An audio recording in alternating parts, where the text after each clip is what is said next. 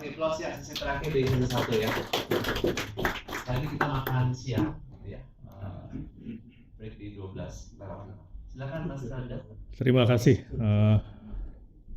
Pak Rilrich, Pak Yuswadi, Pak Blikdi, Mas Anas, dan lain-lain, Pak Abidin segala macam, Pak Revi, dan teman-teman lain. Saya usahakan cepat karena semua orang mau makan siang termasuk saya gitu, terus terang aja. Boleh ganti tayangannya.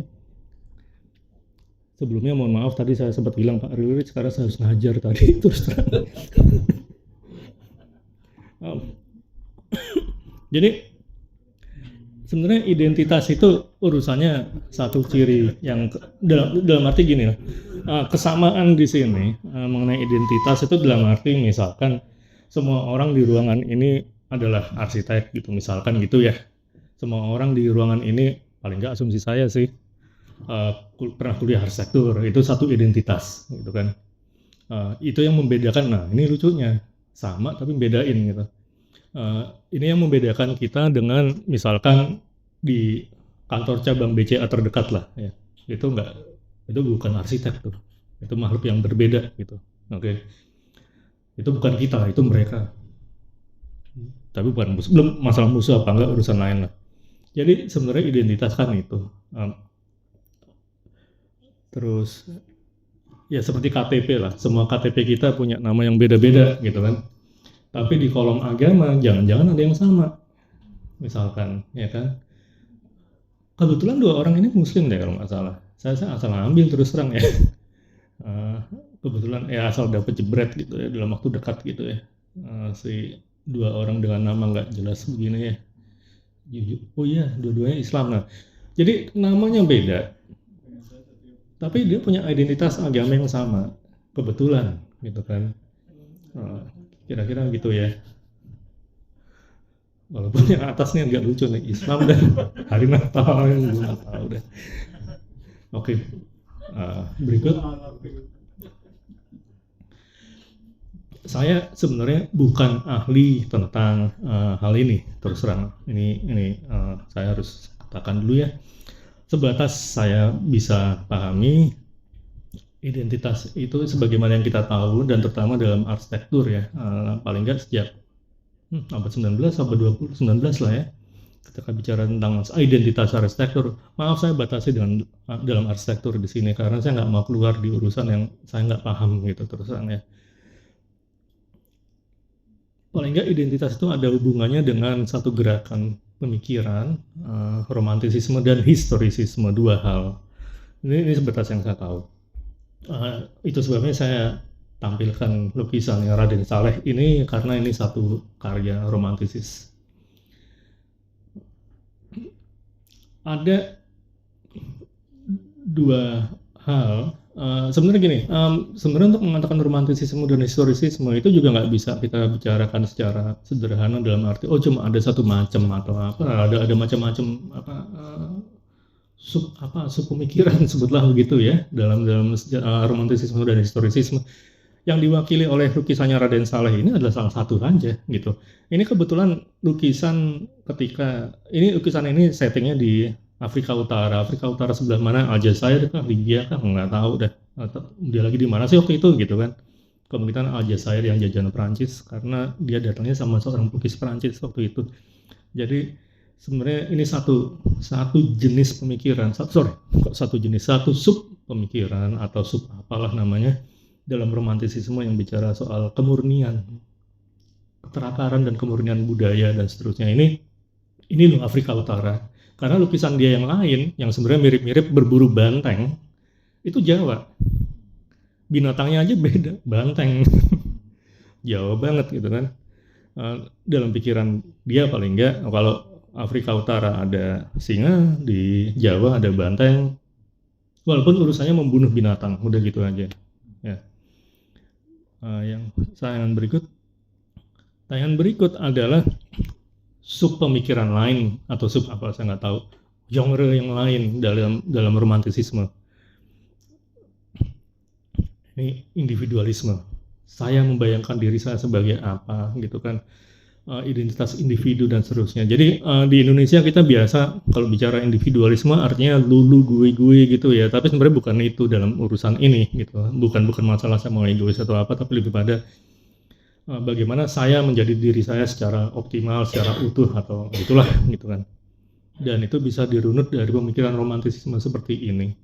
Itu yang bikin kenapa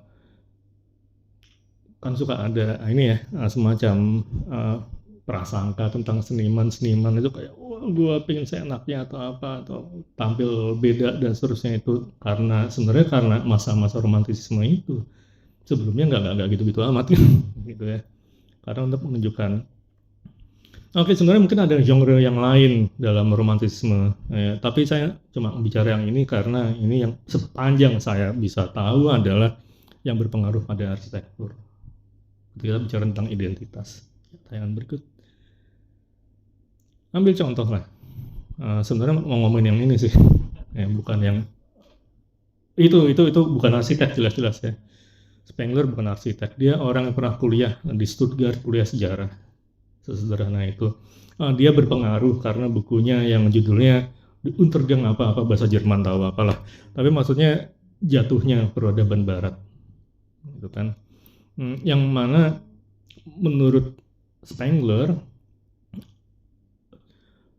peradaban Barat di zaman dia hidup itu udah mulai runtuh karena sebenarnya karena jadi kosmopolitan sebenarnya itu kan sebagai efek dari revolusi industri dan seterusnya sehingga tidak ada kemurnian budaya itu.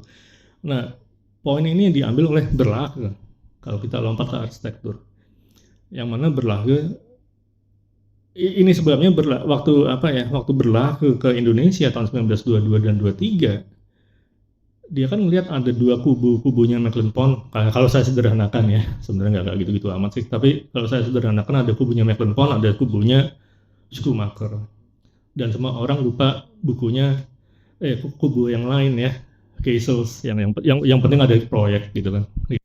Simpel gitu. Itu kubu yang ketiga sebenarnya penting, tapi nggak diomongin sama Berlage setahu saya. Berlage kayak ya gue nggak tertarik gitu atau apa. Tapi sebenarnya itu penting sekali. Yang kubunya Geisels dan kawan-kawan ya, kantor yang namanya AIA itu penting sekali. Kenapa Berlage mendukung Mecklenburg? Karena itu tadi Mecklenburg itu percaya bahwa kita harus mencari yang Hindia, ya makanya ada arsitektur Jawa dan seterusnya yang mau dia angkat, dia Posarang jadi Posarang, bukan tempatnya ya, gerejanya maksudnya. Kalau Posarang daerah ya, gerejanya jadi seperti itu dan seterusnya. Itu yang didukung oleh Berlage karena Berlage terpengaruh oleh Spengler, sesederhana itu ya. Oke. Berikut maksud saya adalah ini satu pengaruh genre yang pertama dari romantisisme, bahwa ini kemurnian budaya, keunikan budaya karena kemurnian tersebut ada gitu. Yang berikut ya ini sama berikut lagi. Nah ini tadi sepintas saya lihat Pak Abidin bicara tentang Gedung Pola, dan Gedung Pola itu kasus menarik sendiri sih sebenarnya. Kenapa kok bangunan tempat Soekarno-Hatta memproklamirkan kemerdekaan malah dihancurkan, terus jadilah Gedung Pola. Tapi kalau kita melihat apa fungsi Gedung Pola yang sebenarnya, Gedung Pola yang sebenarnya bukan untuk menaungi Yayasan Bung Karno kan, karena zaman itu belum ada anyway gitu kan. Dan kedua bukan untuk Bakamla gitu, Bakamla belum kepikir gitu, kira-kira begitu. Ya tadi saya yakin Pak Abidin sudah menjelaskan untuk apa itu Gedung Pola, jadi saya nggak perlu ulangi lagi. Tapi itu seperti ada pemikiran yang kemungkinan demikian kalau kita mau menginterpretasikannya demikian lah. Tapi yang jelas yang ingin saya bawakan sebenarnya di sini adalah kalau orang-orang seperti Mecklenburg mengimajinasikan identitas arsitektur Hindia, saya pakai kata Hindia karena itu saya yakin ya itu maksudnya di zaman itu ya, atau Indonesia waktu itu kalau mau disebut Indonesia. Di zaman Soekarno karena faktor yang berbeda, panjang sih faktornya, ada identitas yang lain. Iya, ini jelas international style, titik. Gitu kan. Arsiteknya Abel Sorensen, titik. Siapa sih Sorensen? Gitu kan. Sorensen adalah orang yang tahun 1947 merancang sebuah rumah di Pennsylvania bersama Louis Kahn. Oke. Di Montgomery County, Pennsylvania. Kedua, di tahun 1940-an, sejak 1940-an akhir, dia sudah dikenal di Amerika sebagai seorang perancang mebel, modernis sekali. Dia pernah di-hire oleh Knoll. Oke. Ada kalau di Knoll itu ada seri yang punya dia, Sorensen. Itu sebelum dia ke Indonesia. Jadi dia jelas seorang modernis, bla bla bla gitu ya. Dan karena reputasinya dia sebagai perancang mebel tersebut, dia yang ditunjuk ketika gedung PBB dirancang, dia yang ditunjuk untuk in charge untuk urusan desain interiornya. Kira-kira ini yang dilihat oleh Soekarno di tahun 1956. Saya tahu, mungkin Anda tahu kalau Anda iseng ngecek websitenya Hotel Kempinski sekarang, yang Hotel Indonesia kan sekarang Kempinski yang pegangnya. Mereka mengklaim atau mengira Sorensen ditunjuk oleh Soekarno, bayangkan oleh Soekarno, bukan oleh siapapun. Karena Soekarno di tahun 1960 ke PBB, ke gedung PBB, yang itu loh, pidato to build the world new. Itu saya nggak setuju karena kontraknya Sorensen itu tahun 1959 untuk HI, gitu kan. Jadi nggak mungkin karena kunjungan Soekarno di tahun 1960 di PBB, nggak. Dan kedua, belum tentu Soekarno juga. Kontraknya sama PNPP, Pembangunan Perumahan. Kenapa PNPP? Ya waktu itu PN, bukan PT ya, kalau sekarang kan PT ya. Kenapa PNPP? Karena sebelum HI, Sorensen merancang kantornya PP. Sesederhana itu. Yang modernis juga tentunya. Kalau Sorensen pedulinya sama arsitektur modern, international style dan seterusnya, Soekarno menganggap, oh ini identitas kita. Coba cek pidatonya Soekarno waktu pembukaan HI. Quote, wajah Indonesia. Ini adalah wajah Indonesia. Kutipannya, wajah Indonesia. Ya artinya identitasnya Indonesia zaman itu, atau paling nggak menurut Soekarno dan teman-temannya, seperti Menteri Priyono, Menteri PDNK atau Pendidikan dan Kebudayaan waktu itu, ya ini Indonesia, bukan yang model Mecklenburg.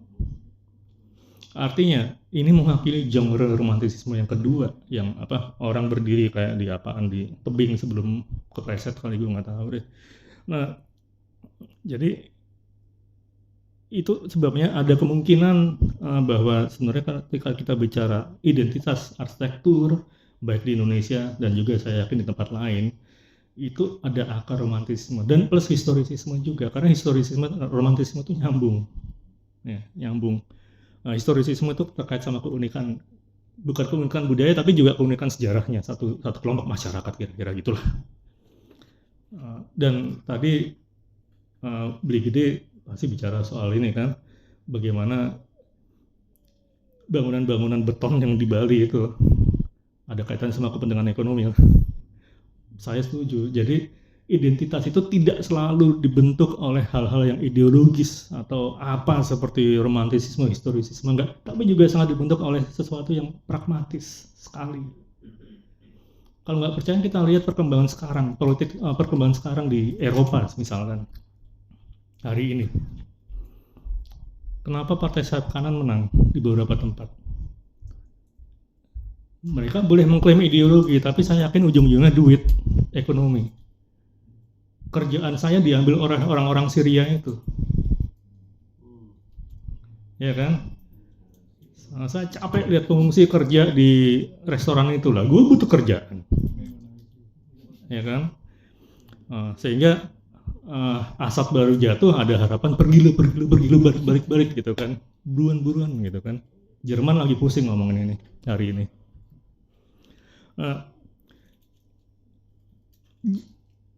saya yakin Beli Gede juga udah bicara tentang kegunaan ekonomi itu, ini ada hubungannya juga dengan kepentingan ekonomi tersebut. Ya mungkin saya nggak akan bicarakan panjang lebar di sini, tapi bukan berarti yang genre ini aja yang dipengaruhi oleh kepentingan yang praktis, pragmatis. Genre yang sebelumnya, genre McKenpont, saya yakin juga kebentuk. Ambil contoh di Bali lagi. Bukan studi saya tentunya, dan mungkin saya yakin Beli Gede udah baca juga tuh. Tentang Bali style. Nah, resort itulah gitu kan. Identitas Bali dijual, dikomodifikasikan ya kan. Dan itu kepentingan, apakah itu ideologis? Ya, ideologinya itu apa, aspek ideologisnya yang dijual. Romantisisme, historisisme loh, asal yang penting lo bayar, kira-kira kan gitu kan. Semalam sekian dolar ya, kan kira-kira gitu. Faktor utamanya adalah berkembangnya industri turisme di Asia, bukan ideologis. Jadi identitas itu nggak selalu harus yang hal-hal yang pemikiran gimana. Oke, tayangan berikut. Slide terakhir sebelum makan siang. Sehingga kita melihat inilah ya, kita melihat kegamangan kita. Saya ingat di tahun 19, bukan saya nggak setua itu juga sih, cuma saya ingat melihat bendanya tuh ya, terbitannya IAI, edisi khusus tahun 1985, khusus karena ulang tahun IAI gitu ya. Pokoknya saya ingat sampulnya tuh ada gedungnya Ratu Plaza gitu, yang ya corporate banget lah gitu ya. Di dalamnya tuh ada tulisannya, kok saya lupa, Pak Hartono Susilo atau siapa, yang langsung ya kita harus menggali akar kita dan seterusnya. Jadi ini kenapa harus kayak LA, kenapa harus kayak mana, kita ini Indonesia loh gitu, kira-kira begitulah. Pokoknya uraian antropologinya detail banget gitu. Saya ingat, iya agak-agak lupa sih, bacanya udah lama, tapi kira-kira gitulah.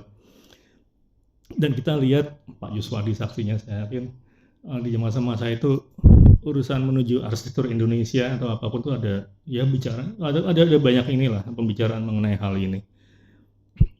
Apakah bagaimana kita mengambil akar budaya kita untuk kondisi sekarang gitu, atau kondisi zaman 1980-an mungkin, dan seterusnya. Nah, kalau untuk sekarang pertanyaan berikut adalah apakah kita masih perlu bicara tentang identitas, mengingat semua orang pakai Instagram, semua termasuk Omah untuk acara ini, semua orang pakai TikTok, ya kan? Kita saling terhubung, gitu kan? Ada istilah yang namanya globalisasi, dan yang mana saya wanti-wanti karena kita melihat globalisasi secara naif terus terang, seakan-akan globalisasi adalah sesuatu yang lumrah, alamiah, kita terima begitu saja. Enggak, globalisasi itu ada aspek imperialistisnya, hati-hati di situ, gitu loh. Ya kan, kita nggak boleh lupa di situ. Walaupun saya nggak bilang bahwa kita harus anti globalisasi sehingga kita harus jadi orang-orang terisolir mulai hari ini, nggak juga ya, itu sih gila gitu. Kalau Anda lihat kenapa Korea Selatan berhasil dengan K-pop-nya, itu salah satu strategi mereka untuk bermanuver dalam arus globalisasi. Bagaimana mereka merespons globalisasi. Mereka tahu globalisasi itu bukan sesuatu yang oke gitu, tapi ada, kuat. Nah, kalinya gimana biar dia menang juga, biar dia dapat juga sesuatu dari itu. K-pop.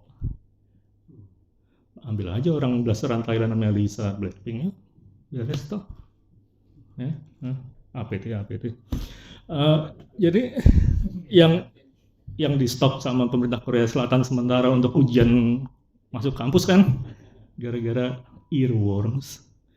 Nah, itu bagian dari akal-akalannya Korea Selatan untuk bermanuver. Jadi apakah kita mampu sepintar? Saya nggak mengatakan Korea Selatan pasti berhasil dan seterusnya, bukan itu poin saya nggak tahu gitu kan, di luar keahlian saya terus terang. Tapi apakah kita bisa secerdas mereka? Nah, tentunya kita harus melihat globalisasi secara lebih kritis dulu lah. Jangan kayak ini udahlah, yang penting ya udahlah, pokoknya apa yang ada di Ars Daily gue tiru gitu. ya please lah gitu kan. Ya kan yang penting bukan saya ingat ya dulu itu di Ars Daily dan di sini itu kan ada karya-karya arsitek Jepang tuh masuk, ya kan di dua website itu. Saya nggak bilang nggak bagus, bagus loh, bagus. Terus beberapa arsitek Indonesia, saya nggak mau sebut ya, udahlah, nggak etis kalau saya sebut. Beberapa arsitek Indonesia terus mencontoh, yang mana mencontoh itu baik, cuma sayangnya dicontoh tuh tampangnya. Ada hal yang penting dari karya-karya arsitek Jepang itu adalah apa? Kalau saya langsung ngomong ke teknis ya, mengakali kesempitan lahan dengan program ruang sebanyak itu. Gimana caranya ngakalin itu? Bukan tampangnya, ya kan? Bukan tampang mau kayak apa, mau dangdutan juga terserah lah gitu. Tapi yang penting ngakalin itunya gitu loh. Itu kan ya kita lupa bahwa desain itu pada dasarnya ada untuk menyelesaikan masalah gitu kan. Nah, identitas perlu apa nggak perlu? Nggak tahu, ya itu yang mari kita bicarakan, saya juga nggak tahu gitu. Yang jelas setelah kita merdeka, kita sebenarnya juga punya kebimbangan identitas itu apa, ya kan? Di zaman Soekarno kita bilang identitas yang kayak itu. Setelah Soekarno jatuh, setelah gestop, oh identitas yang kayak gitu. Sekarang nggak tahu apa lagi, ya kan? Sepertinya kemungkinan adalah karena kita nggak melihat secara detail sebenarnya ini semua dibentuk oleh apa sih, termasuk yang identitas yang kita bayangkan itu dibentuk oleh apa sebenarnya, oleh sesuatu yang ideologis dan pragmatis dan seterusnya. Itu tawaran saya. Sebenarnya yang saya bicarakan di sini tentu semua sudah tahu, semua hadirin sudah tahu lah, bukan hal yang misterius ya. Tapi mungkin kita bisa diskusi bareng, ini sebenarnya bagaimana kita menanggapi hal ini, bagaimana kita melihat identitas sebagai salah satu pintu. Saya nggak mengatakan ini paling penting, paling benar dan seterusnya, tapi mungkin dalam arsitektur untuk untuk memajukan arsitektur di Indonesia, ya itu identitas mungkin adalah salah satu celah yang bisa dilihat. Masalah kita melihat identitas sebagai hal yang oke atau nggak oke, perlu apa nggak perlu, nanti dulu, itu urusan nanti lah. Yang penting kita lihat hal ini, identitas ini secara lebih kritis dulu. Sebenarnya itu yang ingin saya sampaikan, ingin saya tawarkan untuk diskusi. Sekian.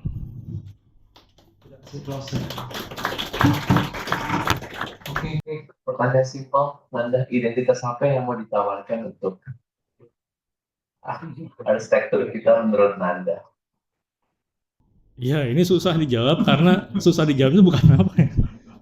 Biasnya gede banget, bias menurut subjektivitas saya bisa-bisa. Nah, itu kan masalahnya kan di situ kan. Saya punya kepentingan ekonomi apa nih kan gitu kan. Saya punya kepentingan lain apa lagi gitu kan, politik apa gitu. Untuk bilang identitas yang baik itu seperti apa. Misalkan kalau aja ya, saya punya saham di Semen Gresik, saya akan bilang kayak Soekarno tuh bagus tuh, keren. Beton betulang ya, jangan yang lain. Yang masih yang buang aja tuh. Kayu apa tuh? Karena itu ya, karena saya punya saham di Semen Gresik atau Holcim atau apa. Mengingatkan saya untuk beli saham di situ. Tapi kalau saya lihat yang paling gampang ada, nggak gampang sih.